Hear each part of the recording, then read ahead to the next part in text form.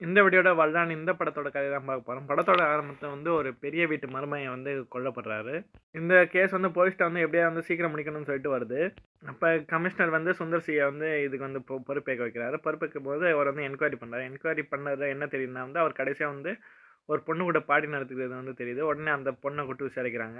அவங்களும் சொல்றாங்க, "நான் இந்த பங்களா வர வந்தேன். அவர நல்லா குடிக்க வச்சுட்டு நான் அங்கேருந்து போயிட்டேன்." அப்படின்னு வந்து அவங்களும் வந்து சொல்றாங்க. என்கொயரி பண்ணி பார்த்தா தான் தெரியுது, அந்த பணக்காரங்க வீட்டு ஃபண்ட் வந்து நெறையா வந்து ட்ரஸ்ட் மூலமா வந்து திருடப்பட்டிருக்குது. அத கண்டுபிடிக்க ஒவ்வொருத்தரும் வந்து கொல்லப்பட்டிருக்காங்கன்னு தெரியுது. இதுல சுந்தர் சியோட லவ்வரும் வந்து காணாம போயிட்டாங்க. கடைசில பார்த்தா அந்த பணக்கார வீட்டு பேத்தி வந்து விளையாடும்போது ஒரு பொண்ண வந்து கொன்னுருப்பாங்க. அத மறைக்கிறேன்னு இப்ப புதுசா வந்திருக்க மருமகன் வந்து சொல்லியிருப்பாங்க. அத நம்பி வந்து அந்த பொண்ண வந்து புதைக்கிறதுக்கு வந்து ஏற்பாடு பண்ணுவாங்க. பார்த்தா அந்த மருமகன் தான் பெரிய கிரிமினலா வந்து மணி லாண்டரிங் பண்ணிட்டு இருக்கான்னு வந்து தெரிய வருது. வந்து கண்டுபிடிச்சு வந்து அவங்க மருமகன வந்து கொன்னு தன்னோட லவ்வரையும் வந்து காப்பாத்துவாரு. லவ்வர் பார்த்தா வந்து கோமால வந்து இருப்பாங்க. அப்புறம் இந்த படத்தோட கதை வந்து முடியுது. நன்றி.